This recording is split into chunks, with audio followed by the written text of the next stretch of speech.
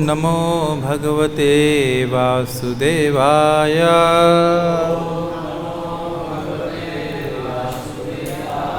ओम नमो भगवते वासुदेवाय। ओम नमो भगवते वासुदेवाय। नारायणं नमस्कृत्य नरं चैव नरोत्तमं देवीं सरस्वतीं व्यासं ततो जयमुदीरयेत्। नष्टप्रायेषु भद्रेषु नित्यं भागवत सेवया भगवती उत्तमा श्लोके भक्तिर्भवति नैष्टिकी। नमो विष्णुपादाय कृष्णप्रेष्ठाय भूतले श्रीमते भक्तिवेदांत स्वामिनिति नामिने। नमस्ते सारस्वती देवे गौरवाणी प्रचारिणे निर्विशेष शून्यवादी पाश्चात्य देशतारिणे। जय श्री कृष्ण चैतन्य प्रभु नित्यानंद श्री अद्वैत गदाधर शिवासादि गौर भक्तवृंद। हरे कृष्णा कृष्णा कृष्णा हरे हरे, हरे राम राम राम हरे हरे। सभी भक्तों का स्वागत है। आवाज़ आप लोगों को स्पष्ट सुनाई पड़ रही है? ठीक। हम लोग श्रीमद् भागवतम के स्कंद 6 अध्याय 17 माता पार्वती द्वारा चित्रकेतु को शाप, इसके श्लोक क्रमांक 10 को पढ़ेंगे। इत्यद्वीर्य विदुषी ब्रुवाणे बहवशोभनम् रुषाः देवी धृष्टाया निर्जितात्माभिमानिने। देखिए, पहले हम लोग श्लोक से परिचित होना चाहते हैं होंगे। इति तो मतलब हो गया इस प्रकार। इस प्रकार का अर्थ हुआ, पिछले श्लोकों में बताया गया है कि चित्रकेतु महाराज किस प्रकार से क्या आलोचना किए थे शिव जी की, बाह्य रूप से आलोचना थी। तो इति का मतलब हुआ, ये सुखदेव गोस्वामी कह रहे हैं। पिछले श्लोक में सुखदेव गोस्वामी ने कहा कि भगवान अपि तत्श्रुत्वा, शिव जी ने यह सुना, उनकी आलोचना को सुना। दिखा सकते हैं पिछला श्लोक? यस। प्रहस्य अगाध धी नृप। तो जो शिव जी हैं उनका ज्ञान अगाध है। वो जान रहे थे कि चित्रकेतु महाराज ने ये क्यों बोला। ये बहुत ही गुह्य पॉइंट है। देखिए, प्रभुपाद जी ने पिछले श्लोक पे बहुत गुह्य पॉइंट बताया है कि ये चित्रकेतु महाराज ने बोला ही क्यों।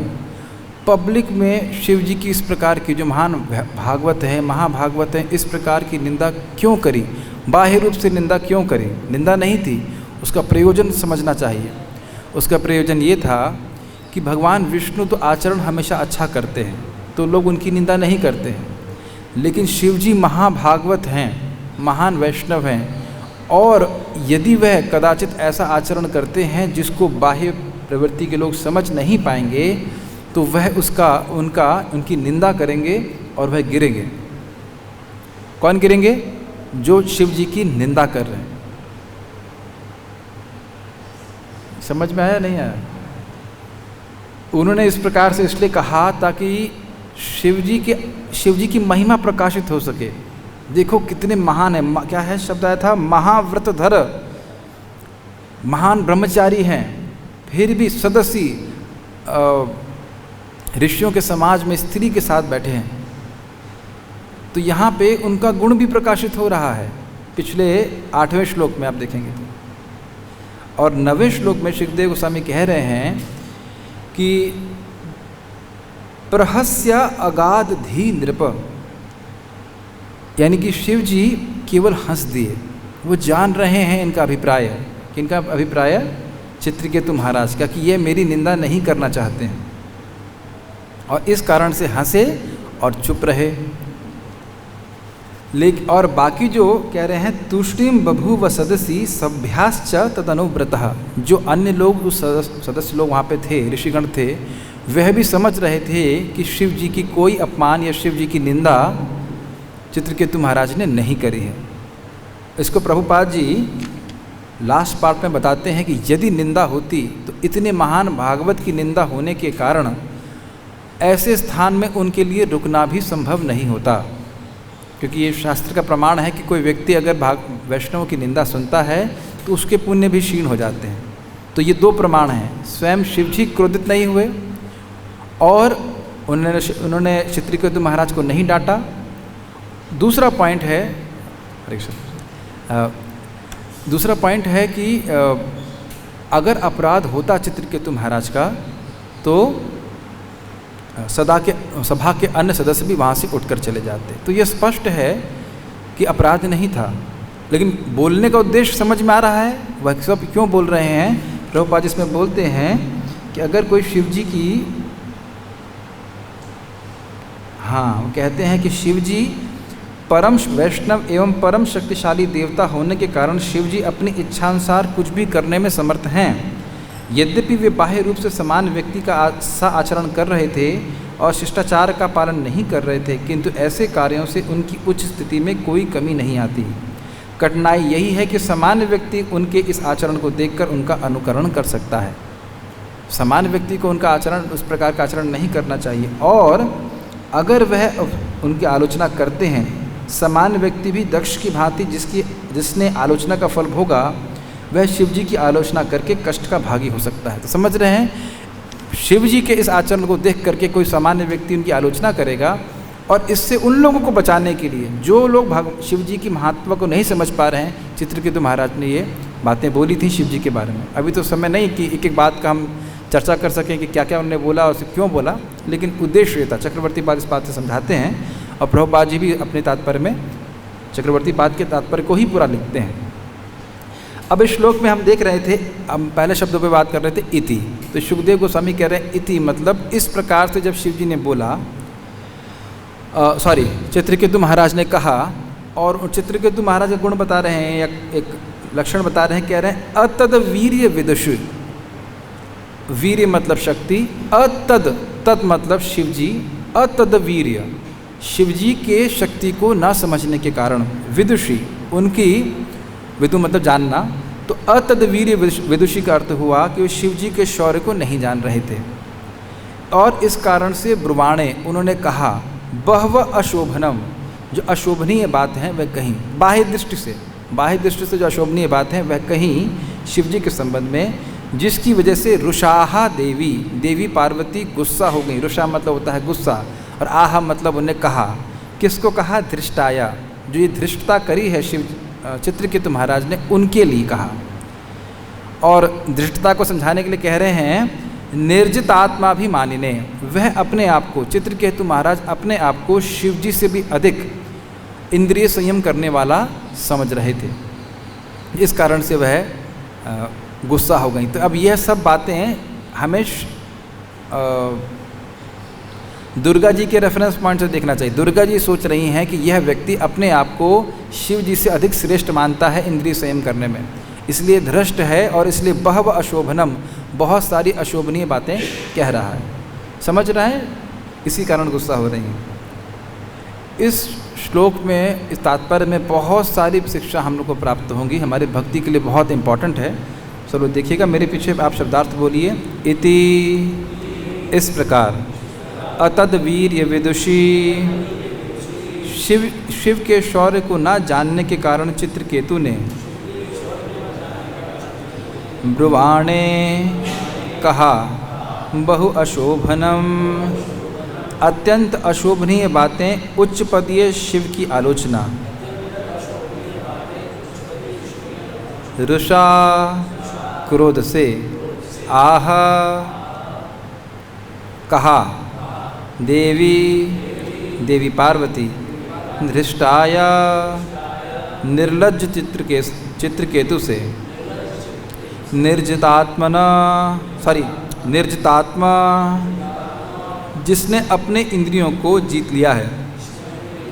इसको आप समझ सकते हैं, आत्म मतलब शरीर, इंद्रियां, मन, तो जित मतलब जीतना, और निर्जित मतलब नितराम जिता, बहुत अच्छे से जिसने जीत लिया हो। अभिमानी ने, अपने आप को मानते हुए। अनुवाद। शिवजी तथा पार्वती के शौर्य यानी वीर को न जानते हुए राजा चित्रकेतु ने उनकी तीखी आलोचना करी। देखिए प्रभुपाद जी की पहली लाइन कितनी अद्भुत है। वो केवल यह नहीं कह रहे हैं कि शिवजी वीरवान हैं, अपितु पार्वती जी भी वीरवान हैं। क्यों?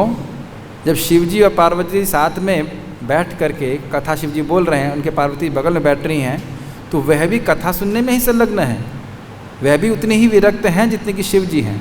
तो इसलिए ऐसा नहीं सोचना चाहिए कि वह कोई कामासक्त इत्यादि हैं, या उन्होंने कोई बहुत आग्रह किया होगा कि मुझे इस प्रकार से, मैं ज़्यादा बोलना नहीं चाहता, मतलब कोई कामासक्ति की बात नहीं है वहाँ पे, वह भी उसी प्रकार से योग्य हैं।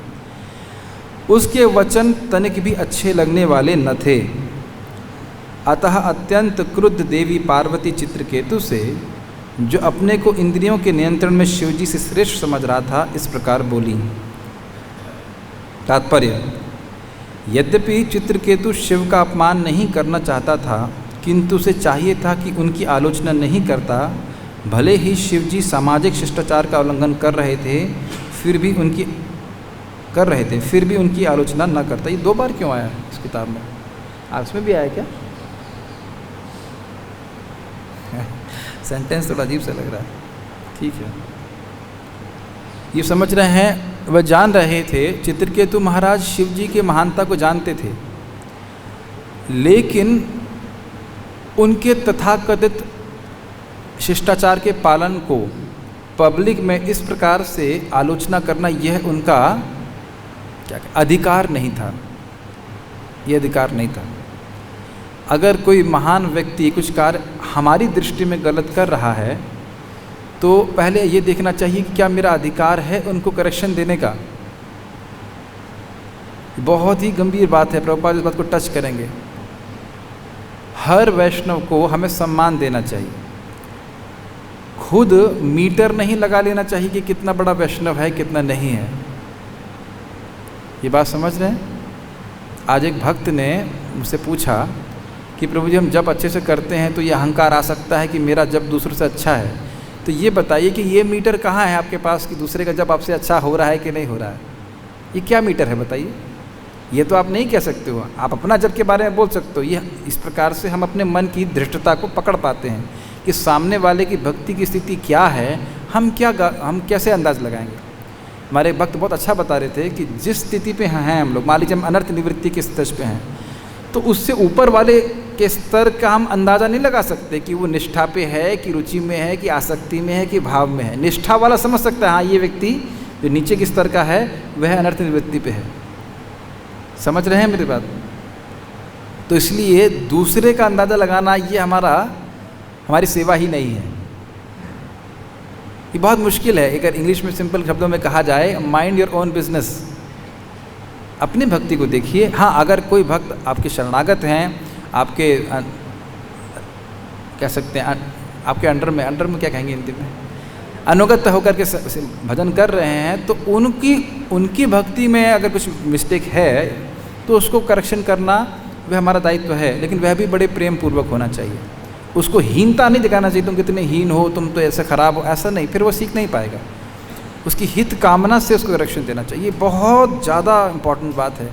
मुझे एक बहुत सीनियर ब्रह्मचारी ने बोला था, correction should be sparingly given and lovingly given.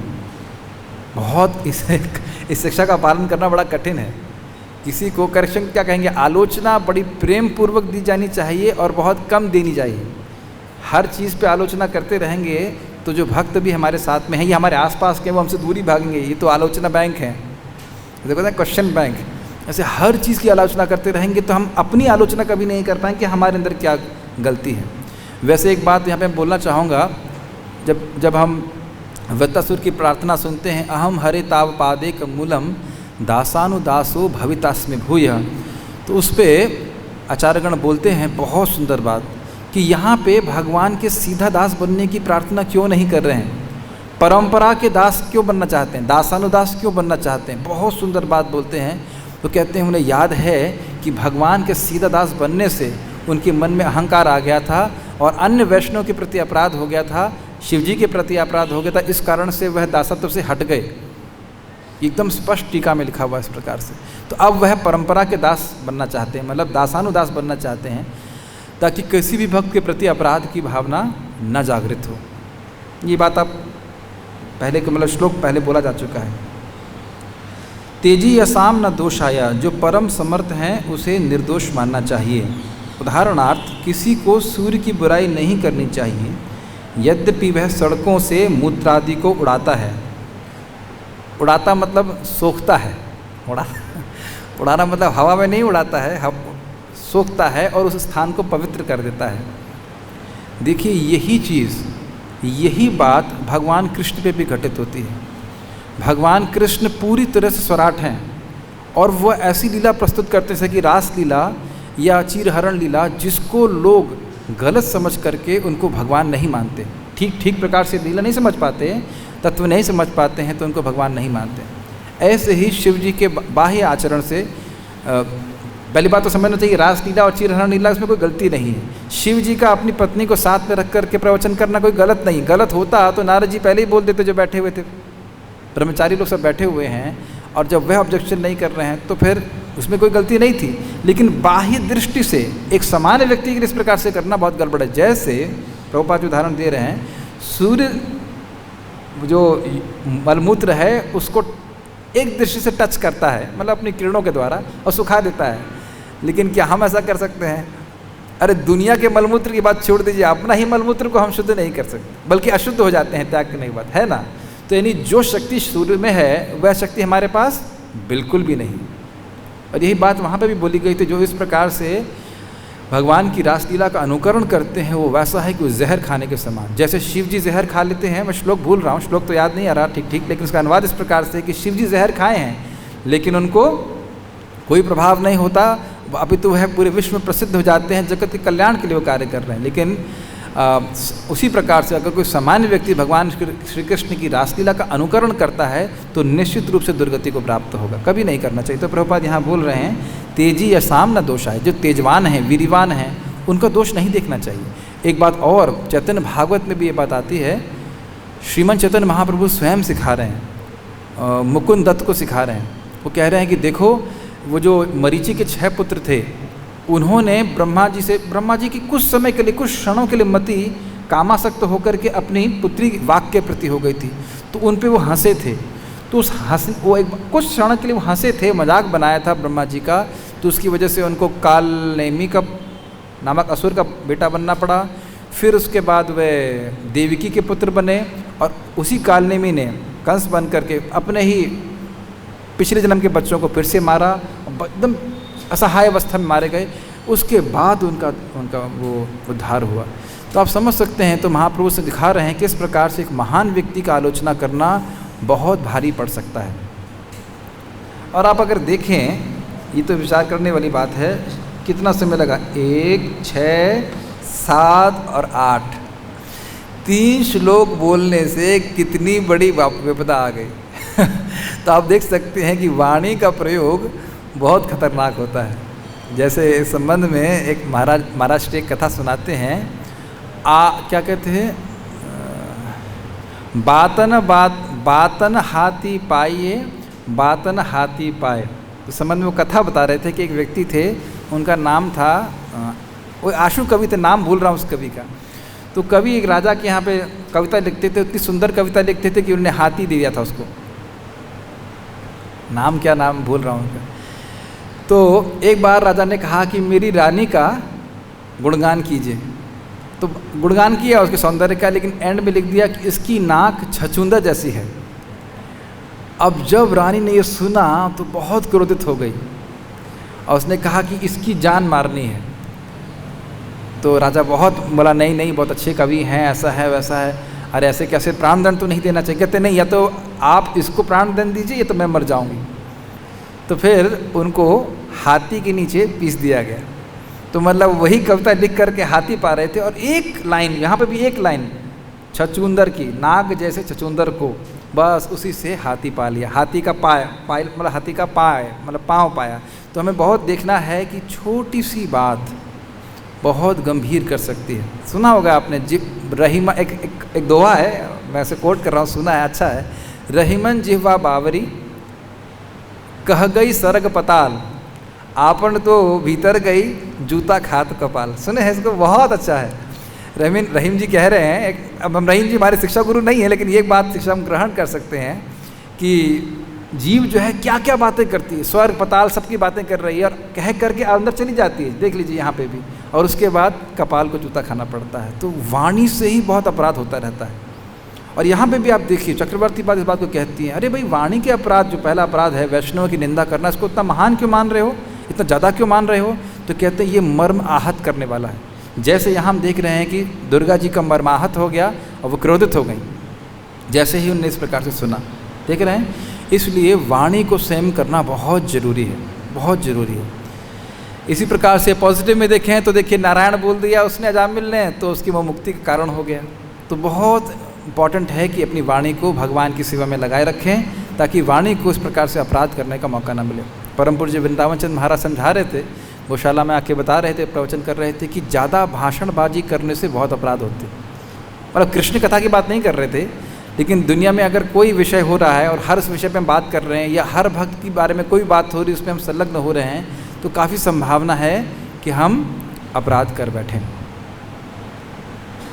अगर चित्रकेतु महाराज ये 3 श्लोक नहीं बोलते तो भागवत में उनकी स्टोरी थोड़ी अलग तरह से होती। एक बात मैं बता देना चाह रहा हूँ, इससे पहले कि मैं भूल जाऊँ उस बात को, कि आप लोगों के मन में प्रश्न आ सकता है कि ये सब हो क्यों रहा है, चित्रकेतु महाराज को इस प्रकार से भगवान क्यों प्रेरणा दे रहे हैं बोलने के लिए, ये सारा कुछ होने की ज़रूरत क्या है? तो इसको पहले के श्लोकों में समझाया गया है कि भगवान अब चित्रकेतु महाराज से विरह का अनुभव कर रहे हैं। वो चाहते हैं कि जल्दी से जल्दी चित्रकेतु महाराज मेरे पास आ जाए, तो इस कारण से सारी व्यवस्था कर रहे हैं। तो अब आप फिर प्रश्न करेंगे, अरे तो भाई असुर बनाने की क्या ज़रूरत थी? इसका उत्तर मेरे पास नहीं। भगवान किस भक्त को किस प्रकार से अपने पास लेके आना चाहते हैं, इसकी कोई इक्वेशन नहीं है। अजामिल को कोई प्रॉब्लम नहीं हुई, अजामिल सीधे वैकुंठ के विमान पे बैठे हो चले गए। ध्रुव महाराज को कोई कठिनाई नहीं हुई, लेकिन ध्रुव महाराज को बोला 36,000 साल राज्य करो, उसके बाद वे वैकुंठ गए। तो कैसे कोई भक्त भगवान के पास जाएगा, ये भगवान ही जानते हैं। आप उस ब्राह्मण के बारे में जानते हो, प्रतिष्ठानपुर का, वो खीर मन में बना रहा है, उसका भजन सिद्ध हो गया तो भगवान उसको वापस लेके आ गए। लेकिन ये बात सत्य है कि जो कृष्ण का भजन कर रहा है वह कृष्ण की प्राप्ति करेगा ही, इसकी गारंटी भगवान स्वयं लेते हैं। कैसे करेगा, कब करेगा, वो भगवान जानते हैं, उसकी चिंता हमको नहीं करनी चाहिए। इस संबंध में आचार्यों की बहुत सुंदर टीका है कि भगवान जानते हैं कि भक्त के हृदय में उनके प्रति उत्कंठा को कैसे जागृत करना है। मैं फिर से रिपीट करूं, समझ में आई बात? भगवान जानते हैं कि उनको प्राप्त करने की उत्कंठा, उसके बिना तो भगवत प्राप्ति होगी नहीं, भक्त के साधक के हृदय में कैसे जागृत करने। ये सब बातें मैं अपने मन से बिल्कुल नहीं बोल रहा हूँ, और इसीलिए वो हर भक्त के लिए अलग अलग प्रकार से कार्य करते हैं। जैसे हमारे गुरु भाई थे, उनका नाम था, नाम भूल रहा हूँ मैं, सा से ही नाम था कुछ, स्तोक कृष्ण प्रभु, और उन्होंने यहाँ बरसाना में प्रार्थना किया। वो बहुत पहले ब्रह्मचारी थे, फिर उसके बाद वो गृहस्थ बन गए, और उसके बाद बहुत लाइक माया में सो टू स्पीक कुछ समय के लिए। भक्तों ने समझाया भी नहीं समझ पाया, तो यहाँ पे थे और बरसाना में राधा रानी से प्रार्थना किए कि राधा रानी लगता है मुझे कैंसर होगा, तभी मुझे हरि नाम रुचि प्राप्त होगी। और 1 हफ्ते बाद उन्हें कैंसर हो गया। और जब वह हॉस्पिटल में थे तो जो उनको साक्षात्कार प्राप्त थे, उनसे मिलने के लिए बहुत सारे सन्यासी भी आए थे। फोटो में इस प्रकार से गुरु महाराज आए, अन्य महाराज लोग भी आए, और जो समय उनको साक्षात्कार प्राप्त हुए थे वो अद्भुत थे। वो अत्यंत कृतज्ञता का अनुभव कर रहे थे। मैं विस्तार में नहीं जाना चाह रहा हूँ, लेकिन किस भक्त को कैसे भगवान अपने पास लेके आएंगे आप नहीं जानते। सबने वो पढ़ा होगा सॉल्टेड ब्रेड, उसमें किस आप जानते हो, एक भक्त, उनका नाम भूल रहा हूँ, रशियन कुछ नाम था, हाँ शची सुताजात नाम था, और उनकी पीठ तोड़ दी थी बेचारे की। और उसके बाद भी वो जब वो शरीर त्यागे तो पद्मासन लगाए हुए थे और मुस्कुरा रहे हैं, मुस्कुराते मुस्कुराते शरीर छोड़।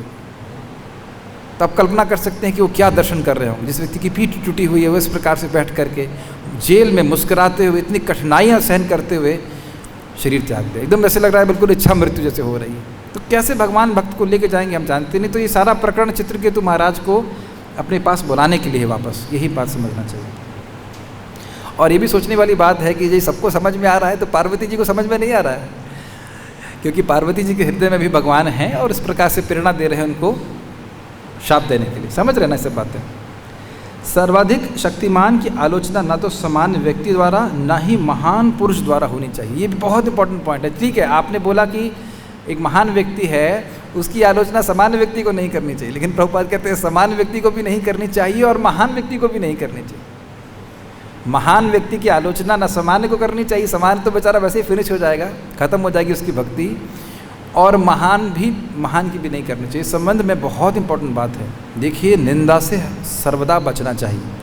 निंदा करते रहेंगे तो गुरु जी की भी निंदा चालू कर देंगे, और गुरु जी की निंदा शुरू कर देंगे तो फिर उसके बाद भगवान की निंदा भी शुरू कर देंगे। कोई प्रमाण जान रहा है? कोई स्मरण आ रहा है किसी को प्रमाण? रामचंद्रपुरी, वह है श्रीपाद माधवेंद्र पुरी को करेक्शन दे रहे हैं कि अरे तुम कहाँ रो रहे हो कृष्ण के लिए, तुम ब्रह्म का ध्यान करो। तो उन्होंने उनको रिजेक्ट कर दिया, और फिर यही रामचंद्रपुरी जाकर के महाप्रभु को शिक्षा दे रहे हैं, उनका दोष निकाल रहे हैं। तो निंदा करते रहने में कठिनाई ये है कि हो सकता है कि किसी महान भक्त की निंदा हो जाए। समझ रहे हैं? असम्मान करने की आदत रहेगी तो एक महान व्यक्ति का भी असम्मान हो जाएगा, तब बहुत भारी पड़ेगा, बहुत भारी पड़ेगा। और अगर सम्मान कर रहे हैं तो अगर किसी सामान्य व्यक्ति का भी सम्मान कर दिया तो कोई नुकसान होगा नहीं? अगर एक सामान्य व्यक्ति का भाई आपने सम्मान कर दिया, हाँ भाई बड़े अच्छे व्यक्ति हैं, तो उसमें तो कोई नुकसान नहीं है। और ऐसे सम्मान करने की आदत रही तो किसी महान वैष्णव का सम्मान कर दिया तो हो गया पार। एक उदाहरण, महाराज नृग दान दे रहे थे। देखिए, महाराज नृग की आदत थी दान देने की, दान दे रहे हैं, बहुत सारे गौ में दान दिए, कथा आप जानते हैं। लेकिन इसमें एक बड़ी इंटरेस्टिंग बात है। चक्रवर्ती पाद कहते हैं एक टीका में उसमें कि एक बार एक भक्त आए और उन्होंने कहा कि आप मंदिर बनाइए जहाँ मैं गीता और भागवत को रखना चाहता हूँ। अब दान देने की प्रवृत्ति है, खुश है, ठीक है, करवा दी, तुरंत मंदिर की व्यवस्था कर दी। तो उस भक्त ने आशीर्वाद दिया कि तुम एक दिन कृष्ण को देखोगे। तो इसी कारण से उस भक्त के आशीर्वाद के कारण ही आप जानते हो बाद में छिपकली बनते हैं जो भी है, और वह भगवान कृष्ण का दर्शन प्राप्त करते हैं। महान भक्त का आशीर्वाद। समझ रहे हैं? वृत्ति अगर सम्मान देने की है तो हम लोग अपराधों से बचते रहेंगे। चक्रवर्ती पाद इसको 29वें श्लोक में 29वें अध्याय 3रे स्कंद में कहते हैं, जब तक असम्मान की भावना रहेगी तब तक अपराध बनेंगे ही। और इसको आप सुनते भी हैं, सकल सम्मान कोरेते शकति देहो नाथ जता जता तबे तो गाई वो हरि नाम सुखे अपराध हबे हता। ये बहुत मुश्किल है। भक्ति विनोद ठाकुर जी प्रार्थना कर रहे हैं, भगवान कब आप इस प्रकार के गुणों को मुझको देंगे कि मैं सभी का सम्मान कर सकूं। सभी जीव तो भगवान के अंश हैं, सेवक हैं, उनके आपके सेवक के रूप में देख सकूं, और ये देख सकूं कि वह भी सेवा में लगे हुए हैं, वह भी आपको प्रसन्न कर रहे हैं, केवल मैं ही प्रसन्न नहीं कर रहा हूँ। समझ रहे हैं? ये बहुत इंपॉर्टेंट है। एटलीस्ट वैष्णवों के समाज में हम ये देखें कि कोई व्यक्ति जप कर रहा है, भक्ति कर रहा है और भक्ति का अंग अनुशीलन कर रहा है, वह कृष्ण को सुख दे रहा है, वह कृष्ण को प्रिय है। ये तो धर्मामृतमृदम यथोक्तम पर्युपासते सद्धाना मत परमा भक्तास्तेतीव में प्रिय। जो शुद्ध भक्ति के पथ पे आए भी हैं, साधना कर रहे हैं, वह भी भगवान कह रहे हैं कि वे मुझे बड़े प्रिय हैं। अब वो बाह्य दृष्टि से कुछ उल्टा पुल्टा कर सकते हैं, वो ठीक है, मतलब वह शुद्ध हो जाएगा, लेकिन भक्ति कर रहे हैं, भगवान कृष्ण का भजन कर रहे हैं एक निष्ठ होकर के, यह देख करके हमें सम्मान करना चाहिए। ये बहुत खतरनाक है। मैं स्पेशली बहुत खतरनाक स्थिति में हूँ कि मैनेजमेंट में होने में इस प्रकार की अपराध की भावना आ ही जाती है, राग द्वेष आ ही जाता है, लेकिन इससे बचना है, ठीक है। और इस पर एक व्यक्ति प्रश्न किया था परम पूज्य वृंदावन चंद्र महाराज जी को कि महाराज वैष्णव अपराध इतना खतरनाक है तो अच्छा होगा कि वैष्णव से दूर रहें। तो महाराज बड़े तोला क्रोध में महाराज बोले, अरे भाई ये बिजली है, बिजली बहुत खतरनाक वस्तु है ना। तो उसको बोला जाता है ना कि बिजली से आप संभाल करके उपयोग करें ताकि करंट ना लगे। अब बिजली उपयोग कर रहे हैं तो ध्यान देते हैं ना करंट ना लगे। तो इसका मतलब यह तो नहीं कि बिजली का उपयोग ही ना करें, बिजली से इतना सारा कुछ कार्य किए जा सकते हैं। तो इसी को पॉजिटिव में लिखना, वैष्णव की सेवा करें, वैष्णव को सुख दें तो हमारा बहुत कल्याण होगा। जैसे भी हमारे यहाँ पे कुछ भक्त, हमारे ब्रह्मचारियों के लिए कुकिंग कर रहे हैं, बहुत अच्छा, बहुत प्रसन्नता होती है। क्यों प्रसन्नता होती है? क्योंकि भागवत में 3 जगह बोला गया है कि भगवान विष्णु ही बोल रहे हैं, कपिल देव बोल रहे हैं, ऋषभ देव बोल रहे हैं, और भगवान एक और भगवान हमारा बोल रहे हैं, भगवान कृष्ण शायद बोल रहे हैं, यहाँ तक मुझे स्मरण आ रहा है कि मैं अग्नि के द्वारा भोजन स्वीकार करता हूँ, लेकिन वो मुझे उतना पसंद नहीं है जितना कि वैष्णवों के मुख से, थोड़ा महंगा चीज़ है, घी के बने हुए वस्तु दी जाती है। चलिए कोई बात नहीं, आपके पास घी नहीं है तो जो व्यवस्था है उसमें बना के दीजिए। लेकिन जो भक्ति कर रहे हैं, मंगल आरती के लिए उठ रहे हैं, जप कर रहे हैं, भक्ति ऐसे वैष्णव हैं, तो उनकी सेवा, इस प्रकार की सेवा भगवान को बहुत प्रिय होती है। तो हमें पॉजिटिव देखना है कि ये तो केवल एक तरह से सेवा है, सेवा बहुत तरह से होती है। भोजन करा करके या उनकी किसी तरह से मदद करके हम वैष्णवों को प्रसन्न कर सकते हैं। इस पर बहुत विस्तार से बोला जा सकता है, समय होगा तो मैं बोलूँगा, अभी हम आगे पढ़ते हैं। तो महान पुरुष के द्वारा भी निंदा नहीं होनी चाहिए। हमने सुना है ना, बहुत उच्च कोटि का भक्त भी है, अगर वैष्णव अपराध हो जाता है तो वह नीचे गिरता है, नीचे आ जाता है, ह्रास हो जाता है। चित्रकेतु को यह समझना चाहिए था कि यद्यपि शिव उस प्रकार बैठे हुए थे तो भी उनकी आलोचना नहीं होनी चाहिए थी। स्पष्ट है। कठिनाई यह थी कि चित्रकेतु भगवान विष्णु संकर्षण का परम भक्त हो गया था और संकर्षण का वर प्राप्त होने से उसे कुछ घमंड भी हो आया था। अतः उसने सोचा कि वह किसी को भी, चाहे वह शिवजी क्यों ना हो, आलोचना कर सकता था। ये बहुत गंभीर बात है। देखिए, जब हम भक्ति करते हैं, इंद्रियों का संयम करते हैं, तो स्वाभाविक रूप से हमारे पास अधिक शक्ति आती है। स्वाभाविक है। जो व्यक्ति इंद्रियों का संयम करता है, अपनी इंद्रियों को भगवान की सेवा में लगाता है, उसके पास शक्तियाँ आने लगती हैं। प्रथम स्कंद में आप नारद जी के वक्तव्य सुनेंगे कि पहले दिव्य ज्ञान उनके हृदय में उदित हुआ, उसके बाद अलौकिक शक्तियाँ आने लगीं और फिर प्रेमा भक्ति प्राप्त हुई। ये 3 स्टेज में आता है। तो अब स्वाभाविक है कि हमारे पास विचारशीलता अधिक है, दिव्य ज्ञान हृदय में स्फुरित है, तो हम लोगों से अधिक बुद्धिमान हो सकते हैं, हो ही जाएंगे, बुद्धिमान होते ही हैं भक्त लोग, अधिक विचारशील होते ही हैं। और हो सकता है भक्ति में करते रहे तो अधिक शक्तियाँ भी आने लग जाएं, लोगों को प्रभावित कर सकें। लेकिन सारी चीज़ों में करते हुए अगर हम यह सोचने लगे कि हम अन्यों से श्रेष्ठ हैं, तो तुरंत संभावना है कि हम किसी का असम्मान करें। ये समझ रहे हैं मेरी बात?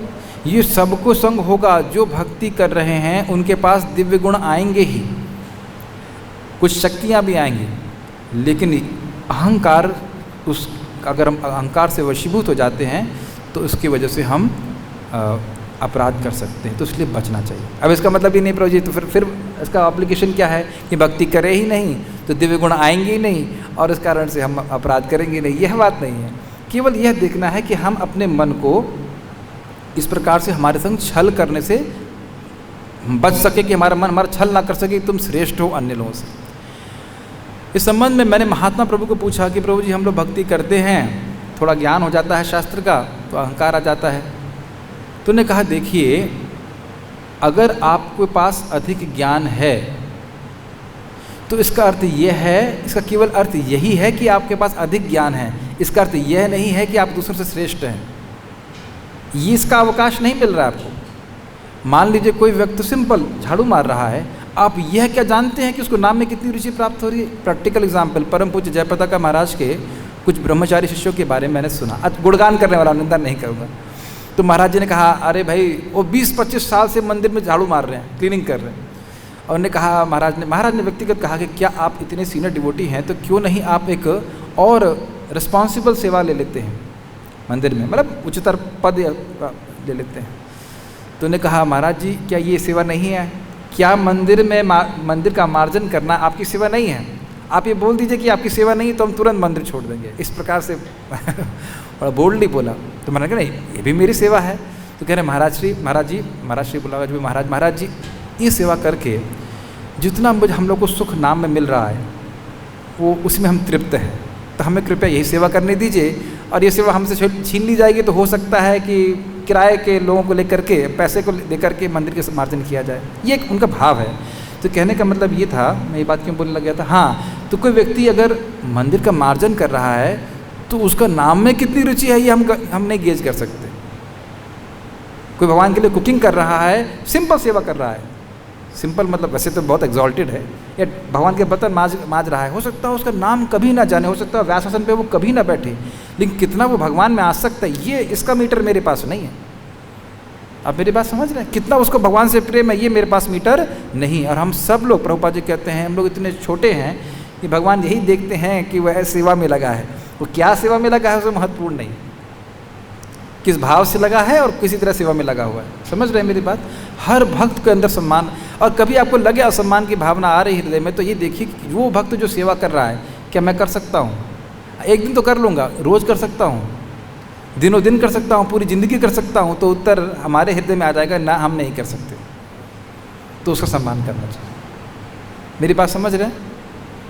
बड़ा आसान होता है, इसको हटाओ, उसको ऐसे करो, तो कुछ नहीं कर रहा। कृपया अपने आप को उस स्थिति में रखिए और फिर देखिए कि क्या आप इस प्रकार से रोज़ कर सकते हैं। जैसे कोई मुझे कहे सुबह रोज़ कुकिंग करेंगे, मैं तो मैं नहीं कर सकता। पहली बात तो आती ही नहीं मेरे को करनी, खाली जूस बना सकता हूँ थोड़ा सा, संभव नहीं मेरे लिए, संभव बिल्कुल नहीं है। तो यह देखना चाहिए कि हर व्यक्ति को, हर भक्त को भगवान के द्वारा ओज बल शक्ति दी जा रही, जिसके द्वारा, और उसका उपयोग वो भगवान की सेवा के लिए कर रहा है। ये प्रैक्टिकल चीज़ें हमें यहाँ पे सीखनी है, ठीक है? तो हम अगर कुछ सेवा कर पा रहे हैं तो भगवत कृपा से ही है। कल ही एक भक्त बता रहे थे, अकस्मात उनकी आँख ऐसे ऊपर चढ़ना चालू हो गई, हाथ ऐसे मुँह होने लग गया। हमने कहा प्रभु जी यही तो बात है, हमारा शरीर हमारे कंट्रोल में नहीं है। हमको लगता है कि जैसा शरीर आज है वैसा हमेशा रहेगा, कभी अहंकार नहीं करना चाहिए। बहुत सुंदर बात मुकुंदत्त प्रभु श्रील प्रभुपाद जी के शिष्य कह रहे थे, तुम आज किसी भक्त का मजाक बना रहे हो, बेचारा किसी परेशानी में है, किसी भी तरह माया में है, कैसे भी है, हो सकता है कि 2 हफ्ते बाद तुम भी उसी स्थिति में चले जाओ। इसलिए कभी किसी पे आलोचना नहीं करनी चाहिए। और हो सकता है वो आज उसका पतन हो जाए, कुछ गड़बड़ हो जाए, लेकिन अंदर से कितना बड़ा भक्त हो। चित्र के वृत्तासुर के संबंध में आप देख रहे हैं कि नहीं देख रहे हैं? तो इसलिए भक्तों की आलोचना करना हमारा कोई, ये हमारी सेवा नहीं है, हमारा पोर्टफोलियो बिल्कुल नहीं है। यदि आपके अनुगत्य है, आपसे पूछ रहा है मैं कैसे इम्प्रूव करूं, तो बताना चाहिए। समझ रहे हैं मेरी बात? और इसकी हित कामना से, तुम जब में सोता रहता है, क्या हो गया, इतने साल हो गए, तुम्हारा तो कुछ होगा ही नहीं, इस प्रकार की यह तरीका बिल्कुल भी नहीं भक्तों को। किसी को निरुत्साहित कर देना बहुत बड़ा नुकसान है, बहुत बड़ा अपराध है। हमेशा लोगों को उनकी सेवा में प्रोत्साहन देना चाहिए। ओके, भक्त में ऐसा गर्व अक्षम्य है, अक्षम्य है। अक्षम्य किसके द्वारा है? भगवान के द्वारा अक्षम्य है। भगवान सब कुछ सहन कर लेते हैं, लेकिन भक्त के हृदय में गर्व को सहन नहीं करते। मेरे गुरु महाराज इस संबंध में कह रहे थे, हम कोई भी सेवा कर रहे हैं, कुछ भी सेवा, किसी एक पे आक्षेप नहीं है, कोई भी सेवा कर रहे हैं, अगर उसमें गर्व है तो वह कृष्ण को सुख नहीं देती। If you are offering a services with pride, it does not please Krishna. समझ रहे हैं? प्रभुपाद जी का बहुत प्रसिद्ध वो क्लिपिंग है भोग लगाने के संबंध में, जब प्रभुपाद जी बिल्कुल रो जाते हैं, बाद में कहते हैं कि भगवान मैं बहुत नीच हूँ, मैं बहुत गरीब हूँ, और मेरे कोई योग्यता नहीं है, फिर भी आपकी कृपा से ये अन्न मुझे प्राप्त हुआ है, मैं कुछ बना के लाया हूँ, आप स्वीकार कर लीजिए। और फिर बोलते बोलते प्रभुपाद रोने लगते हैं। सुना होगा बहुत से भक्तों ने। और कहा इस प्रकार की भावना होगी तो कृष्ण भोग स्वीकार करेंगे। तो इस तरह हम लोग तो रोते नहीं हैं, लेकिन हम लोग को कम से कम ये सोचना चाहिए कि हमारी कोई योग्यता नहीं कृष्ण की सीधा सेवा करने की। गुरु महाराज के माध्यम से आप जानते हो हम कुछ सेवा को भगवान को समर्पित कर रहे हैं, ये भावना रहनी चाहिए। गर्व का कोई स्थान नहीं है। इस संबंध में एक छोटा विनोद की बात है। परम पूज्य, क्या नाम बोला, ना से नाम उनका, निरंजन महाराज से एक माता जी ने, रशिया में है, उनसे पूछा, महाराज मैं बड़े सफल हूँ अपनी सेवा में, मैं मंदिर के लिए ईंटें स्पॉन्सर करानी है, सारी चीज़ें स्पॉन्सर करा लेती हूँ, ये सब जो भी सेवा दी जाती है मैं कर लेती हूँ, तो मेरे हृदय में अहंकार आ जाता है। तो क्या मैं इस अहंकार को स्वयं ही काट दूँ, त्याग दूँ, या प्रतीक्षा करूँ कि कृष्ण इस अहंकार को त्यजवाएंगे, त्याग करवाएंगे? तो निरंजन महाराज बोले कि बहुत अच्छा है कि आप इस अहंकार को स्वयं ही त्याग दीजिए, क्योंकि जिस प्रकार से कृष्ण इस अहंकार को त्याग करवाएंगे, हो सकता है कि वो आपको पसंद ना पड़े। कृष्ण का स्टाइल जो है थोड़ा पेनफुल हो सकता है। बेहतर है खुद ही इस दोष को मन में पकड़ते हुए त्याग देना चाहिए। वैष्णव को हमेशा विनम्र रहना चाहिए और अन्यों का आदर करना चाहिए। तृणादपि सुनीचेना तरोरपि सहिष्णुना अमानिना मान देना कीर्तनिया सदा हरे। अपने को तिनके से भी तुच्छ मानते हुए मनुष्य को विनीत भाव से हरि के पवित्र नाम का जप करना चाहिए। उसे वृक्ष से भी अधिक सहिष्णु तथा मिथ्याहंकार से रहित एवं अन्यों को सम्मान प्रदान करने के लिए तत्पर रहना चाहिए। ऐसी ही मनोदशा में ईश्वर के पवित्र नाम का निरंतर जप संभव है। तो आप जानते हैं, लेकिन ये श्लोक बहुत गंभीर है, समय कम है तो हम कितनी व्याख्या कर सकते हैं पता नहीं, प्रयास करूँगा। एक बात, हमें तृणादपि होने की जरूरत ही क्या है? क्या इसके बिना हम जप नहीं कर सकते? कर सकते हैं, लेकिन रस का अनुभव नहीं होगा। कृष्ण अपने नाम की मधुरता का प्राकट्य तभी करते हैं जब भक्त इस प्रकार से जप करता है। यह श्लोक इंग्लिश में कहेंगे डिस्क्रिप्शन भी है और प्रिस्क्रिप्शन भी है। जो इस भक्त को नाम में रुचि प्राप्त है, उसकी भक्ति बढ़ी हुई है, उसके अंदर ये गुण होगा। माने शून्यता हम सुनते हैं, भाव स्तर पे होता है, जिसमें सदा नाम गाने सदा रुचि प्राप्त होता है। और प्रिस्क्रिप्शन भी है, जिनको नाम में सुख प्राप्त नहीं है वह इस भाव को अंगीकार करके भगवान का नाम जप करें।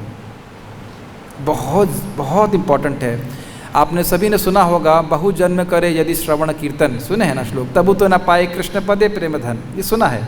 ये तो डिस्करेजिंग श्लोक है। लेकिन एनकरेजिंग श्लोक क्या है कि महाप्रभु के अगर आश्रय लेता है, और प्रभुपाद जी इस तात्पर्य में लिखते हैं कि ये श्लोक का आश्रय लेकर के तृणादपि सुनिचेना, ये महाप्रभु की आज्ञा है, इस आज्ञा का आश्रय लेकर के अगर महाप्रभु का आश्रय लेता है, तब महाप्रभु की कृपा से उसे भगवत प्रेम बहुत आसानी से प्राप्त हो जाएगा। तब आप कहेंगे कि यह कैसे आए गुण, तो इससे भी बहुत व्याख्या है, लेकिन छोटी सी बात मैं बोलना चाहता हूँ। देखिए, यह तो समझ रहे हैं ना कि जो व्यक्ति तृणादपि सुनिचेना है, तरोरपि सहिष्णुना है, उसका हृदय बहुत कोमल है, उसके हृदय में कठोरता नहीं है। कठोरता होगी तभी तो मैं दूसरे का असम्मान करूँगा। तो जैसे मुझे निंदा खराब, मुझे मतलब हम सभी को अपनी निंदा सुनना खराब लगता है, असम्मान होना प्राप्त होना खराब लगता है, ऐसे दूसरे को भी तो लगता है कि नहीं लगता है। अरे मुझे पिन मारेंगे दर्द होता है, तो सामने वाले को भी दर्द होता है कि नहीं होता है, समझ रहे हैं कि नहीं। तो जब हृदय कठोर है तो ये बात समझ में नहीं आती। अरे किसी को बुरा बोल दूंगा, क्या फ़र्क पड़ता है। लेकिन जैसे जैसे हृदय कोमल होता जाता है, भक्ति के प्रभाव से नाम जप करते रहते हैं, भक्ति बढ़ती जाती है, तो हृदय कोमल होने लगता है। तो ये गुण अपने आप ही आता है। हमें प्रयास भी करना है, और प्रयास करेंगे तो जल्दी प्रगति होगी, और भक्ति करते रहेंगे, हृदय कोमल हो जाएगा, तो दूसरों को कष्ट देने की भावना हृदय से निकल जाएगी। भागवत में बोला गया है कि पूरे विश्व का द्रोही क्यों ना हो, अगर वह भगवत भक्ति करता है तो वह ठीक हो जाता है, पूरे विश्व का द्रोही करने वाला। तो यानी कि अभिधेय क्या है, भगवान की भक्ति। तो ये प्रिस्क्रिप्शन भी है। इस भाव को अंगीकार करके अपने को समझते हो कि मैं कौन सा बहुत बड़ा व्यक्ति हूँ। अगर हम भौतिक उपलब्धियों की बात भी करें, तो कर्मी लोग भी भौतिक उपलब्धियों के मामले में हमसे कहीं अधिक बड़े हैं, है कि नहीं। लेकिन वे भगवान को प्रिय नहीं है, isn't it?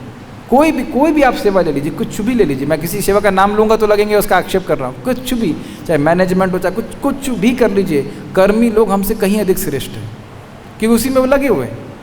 लेकिन क्या वह कृष्ण को प्रिय हैं? तो इसलिए सब अभी क्या कृष्ण को प्रिय नहीं है। तो इन सेवाओं को जब हम नम्रता से भगवान के सामने अर्पित करते हैं, तब हम कृष्ण को प्रिय हो पाते हैं। कुछ कहना चाहता हूँ मैं, थोड़ा सा जो चैतन्य चरितामृत में लिखा हुआ है उसके संबंध में। देखिए, तरोरपि सहिष्णुना का अर्थ बहुत अच्छा लिखा हुआ है। उसमें कहते हैं कि वृक्ष किसी से पानी भी नहीं मांगता है, यद्यपि वो सूख रहा हो। ये वृक्ष की सहिष्णुता है, सुने होंगे आप ये बात। और जो लकड़हारा उस पेड़ को काटने आ रहा है, वह दोपहर में उसी पेड़ की छाया में रहता है। एकदम तो पेड़ कटता नहीं है, लेकिन पेड़ बिल्कुल भी, और हो सकता है अगर फल वाला पेड़ हो तो फल भी खाए उसका, फिर भी पेड़ कोई भी क्या कहेंगे उसको, प्रतिकार नहीं करता है कि तुम मुझे काटने आ रहे हो और तुम मुझे नहीं काट सकते, मतलब मैं तुमको फल नहीं दूंगा या छाया नहीं दूंगा। देख रहे हैं कितना गंभीर गुण है। इसी को भगवत गीता में भगवान 12वें अध्याय में बोल रहे हैं कि व्यक्ति गतव व्यथा, कोई व्यक्ति उनका अपकार भी कर रहा है तो भी वे व्यथित नहीं होते। वो ये समझ रहे हैं कि मेरा प्रारब्ध कर्म है, और ये व्यक्ति हेल्पलेस को क्या बोलेंगे, असहाय है किसी और तरह से कार्य करने के लिए। वे मेरे प्रति बुरा बर्ताव करने के प्रति असहाय है। ये लाइन समझ में आई? उसे ऐसा करना ही पड़ रहा है क्योंकि परमात्मा उसको प्रेरणा दे रहे हैं, और मेरा कर्म है इसलिए वो मेरे सामने से प्रस्तुत कर रहा है। ये हमने कई बार सुना है, लेकिन इसको जीवन में धारण भी करना पड़ेगा। एक छोटी सी बात इस संबंध में भगवान बुद्ध की भी है। भगवान बुद्ध को एक व्यक्ति गाली दे रहा था, तो दूसरे व्यक्ति ने कहा, आप ये को गाली दे रहा है, आप क्रोधित क्यों नहीं हो रहे? बोले ये दे रहा है लेकिन मैं ले नहीं रहा हूँ, मैं ग्रहण नहीं कर रहा हूँ। मान लो हमको कहेगा तुम गधे हो, हमें गुस्सा आ जाता है। गधे हैं? गधे तो नहीं है, देख सकते चेक करने, गधा तो नहीं हूँ मैं, तो गुस्सा क्यों होना। और यदि हम गधे हैं तो फिर बुरा क्यों मान रहे हैं? तो अब देख रहे हैं हमारा खुद का बहुत बड़ा एस्टिमेशन है कि हम बहुत महान हैं, इस कारण से अरे मेरी महानता को नहीं समझ रहा, मुझे गधा कह रहा है। और इसमें फिर हम लोग कितने, हमारा मन उसमें कितना उलझ जाता है, हमारा जब डिस्टर्ब होता है, हमारी साधना डिस्टर्ब होती है। हमारा कोई कंट्रोल नहीं है कि बाहर के अन्य लोग या भक्त भी हमसे कैसे बर्ताव करेंगे। केवल कंट्रोल इसी पे है कि हम उसके प्रति कैसे बर्ताव कर सकते हैं। आप मेरी बात समझ रहे होंगे।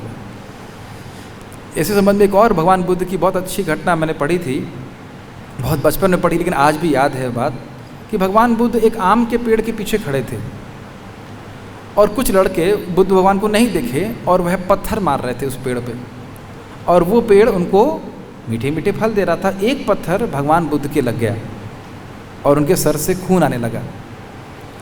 तो फिर वो रोने लगे। तो जब बच्चे वहाँ पे आए, बच्चों ने देखा, वो भले भयभीत हो गए। वो देखे कि भगवान बुद्ध रो रहे हैं, हमारा अपराध हो गया, हमें शाप दे देंगे। तो उन्हें क्षमा मांगा। उन्होंने कहा, और उन्होंने कहा कि हमने आपको कष्ट दिया, हमें क्षमा कर दीजिए। कहते मैं, आपने मुझे कष्ट दिया है इसलिए मैं नहीं रो रहा हूँ, मैं इसलिए रो रहा हूँ कि मैं इस पेड़ से भी निम्न हूँ। क्यों? आपने पेड़ को पत्थर मारा, उसने आपको फल दिए, मीठे फल, और आपने मुझे पत्थर मारा, मैं आपको भय दे रहा हूँ। एकदम अचिंत चेतना। अब हम लोग अगर वहाँ होते तो लाओ पत्थर, तेरे के किसने मारा मेरे को, हम मारेंगे उसको। लेकिन इस प्रकार की विद्रोह की भावना भक्त के हृदय से पूरी तरह से चली जाती है। बहुत सारी बातें इस पर हम कह सकते हैं, बहुत इंपॉर्टेंट। लेकिन भगवान से प्रार्थना करना चाहिए, रोज़ ही प्रार्थना करना चाहिए, भगवान के नाम से प्रार्थना करना चाहिए। भगवान ये गुण दीजिए ताकि मैं आपकी सच्ची सेवा जो आपको संतुष्ट कर सके वैसा करने में समर्थ हूँ।